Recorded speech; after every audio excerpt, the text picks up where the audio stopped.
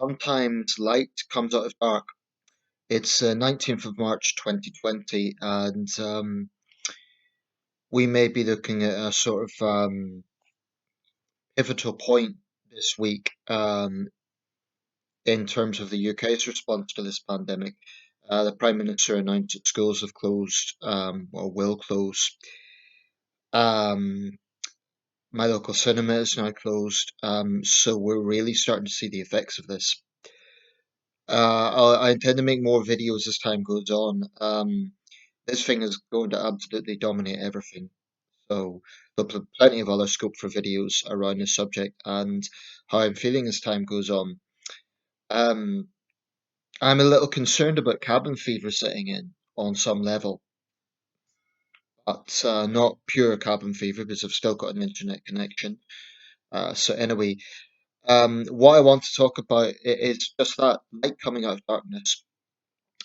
For human society, this is undoubtedly a challenging thing. It's challenging insofar as there will be some families who lose loved ones. That's not a good thing, whatever way you look at it. That's going to cause a lot of heartache. Now, some people might say, well, older people are likely to die of respiratory issues and so on anyway, but this is going to claim some people before their time, so that's bad. Um, And there are also some ugly aspects of human nature, some of the racist incidents, for example, some of the greed. I saw a disgraceful incident. I saw someone had actually posted a link about a pharmacy in London that had notched up hand sanitizers to 24.99 for a family-sized tub, which I guess is about that size. That's just disgusting. I think it should be illegal. If they get a backlash from that, I have zero sympathy because it's a very cynical and greedy thing to do. Um, I went to my local corner shop today. They're a small business; they're not hitching up prices, so there's no excuse for that, in my opinion. But there is some good going to come out of this. On a more optimistic note, I can think of a number of things actually. The most obvious is pollution. There has been significant evidence that the decrease in human activity has directly led to a cut in CO2 emissions in the last sort of month or so. I mean, when you look at it, there are far fewer planes in the skies. I don't know if there's even any flights right now. I guess there may be some short haul flights. I don't know what the global situation with aviation is, but certainly there is a reduction in flights. That obviously is going to reduce CO2. There's less oil tankers in the sea, less cars on the roads. Um, Data from Madrid. Of course, Spain is the second hardest hit country in Europe. Data from Madrid is showing air quality there has improved. In Venice, apparently, the canals have cleared up because the mud from the bottom of the canals is not unsettled from boats because there's been lower canal traffic. Um, China, of course, one of the countries that really suffers from this problem, has reduced CO2 levels. India has reduced CO2 levels. I guess Iran will as well, and Iran has notoriously polluted cities. So um, that's the most obvious benefit, and it's a big benefit. It's not something that is to be taken lightly. I'll just show you the a double cover of the Times from yesterday.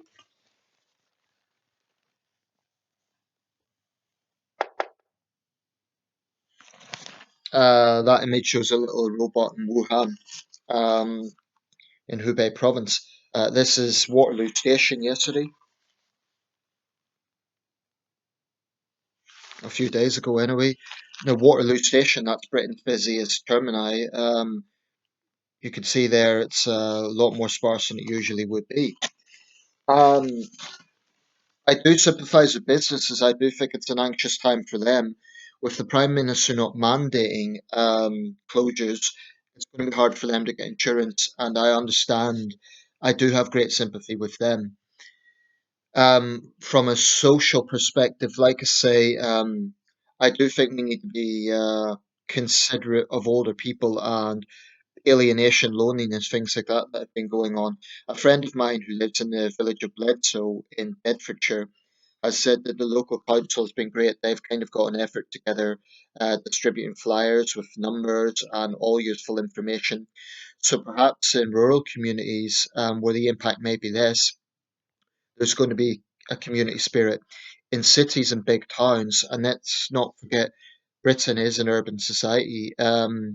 The impact may be a bit harder to adapt to because by its nature, in bigger places, we're used to, being in shopping crowds and so on. Um, Families may come together, people may talk more, although social media may also be utilized more. So that's kind of a paradox. But I hope that when we come out of this, and we will, whether it be 3 months, 6 months, or 1 year, we will eventually come out of this. I hope it gives us an appreciation of things that maybe we didn't before. I hope it makes us slow down a little bit. Um, things like that are going to be more considered, hopefully. And actually, this is something that well, 2 points. The environmental thing. Extinction Rebellion no longer have an excuse, not that they had an excuse to begin with, in my opinion, to carry out their little stunts. Because number one, the environment is going to improve with this. Um, to what extent is an issue, but whatever way you look at it, there's less CO2 in the air. Now, surely Extinction Rebellion will welcome that. But also, because of the bans that are going to come into place on large public gatherings, they can't have the little demonstrations. That's a win-win. They'll be happy because it's better for the environment, and the rest of us will be happy because they're not going to disrupt our lives. Um, I also think that this may actually reduce crime because even criminals are going to be subject to curfews, or at least any criminal with half a brain is going to be, as concerned as anyone else is. They don't want to catch the virus any more than the rest of us do. I would make a few analogies. On September the 11th, apparently there was reduced crime in New York City. There was one murder that day, outside of 9/11, that is, that morning. Unfortunately, the case was put on file because obviously the emergency services resources were taken up.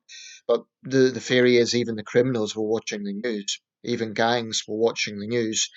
So I hope some social phenomena comes out of this. I mean, I've read of some awful cases recently on the Tyne and Wear Metro. A young boy was attacked by a youth gang. I heard about a homophobic attack somewhere earlier. So these sort of vicious attacks, hopefully even gangs will, not that they care about other people, but if they care about themselves, they won't be, doing that sort of thing. One can hope. So I would hope this results in reduced crime. That is, of course, if people don't get selfish and get a sort of mob mentality and looting and that sort of thing. But I can see some positive things developing from this, so I'm loosely optimistic about those sort of things. But the thing is, will that then continue afterwards when we come out of this, or will we just go back to our human society as it was before? I honestly think this thing's going to be world changing. I'm looking back to the 2009 H1N1 pandemic, which had over 400 deaths in this country and up to 500,000 deaths worldwide. But I don't recall, whilst I remember that dominating a lot of headlines, I don't recall it having the same direct impact on society. Um, so only time will tell how this is going to pan out. Um, my students been urging me to buy a mask. Like a lot of British people, I'm not so sure that a mask makes much difference because the germs can still get through. I don't know what extent that makes a difference. I have noticed Asian students here in Sunderland have been wearing masks. Whether it makes a difference or not, I don't know. And maybe they're thinking, well, what's wrong with these British people? Why are they not covering up? It's not that we're not concerned, it's that people just don't think it makes any difference. That's the reason. Um, what else can I say? Yeah, some good may come from this. In the Great Plague of London, that is the plague of 1665, 1666. London had been through many medieval plagues, many plagues throughout the 16th century. For example, there was a particularly serious epidemic in 1563. But in the famous Plague of London of 1665, 1666, there was an interesting situation when the Great Fire of London broke out. And again, there have been previous other fires that are not as famous as that one, such as the Fire of 1212. But in the famous fire of 1666, it was bad insofar as it destroyed a lot of historic buildings, but it was good insofar as there's a general consensus that it probably wiped out the Yersinia pestis plague, which was the second great pandemic. So sometimes good comes out of bad. Another point to consider, this may even reduce armed conflict because even ISIS, even bloodthirsty terrorists are issuing advice to their fighters. I mean, this could actually reduce our armed conflict in a sense, because even combatants are going to be considering this. Having said that, if you're in a war zone like Syria, where death has become so commonplace, I guess this is just another cause of death, so maybe it won't necessarily have that impact. But if it reduces the rate of the intensity of armed conflicts, that's surely a good thing. Um, the way I see it is, I mean, I don't want to be flippant about it. There will be a lot of suffering with this. People will lose loved ones, but I honestly think it will kind of give the planet a much needed break. We need to come out of this, you know, and maybe learn to appreciate some things that we took for granted before. I don't know.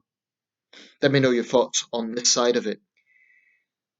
So it's not all bad. I can see some good coming out of this.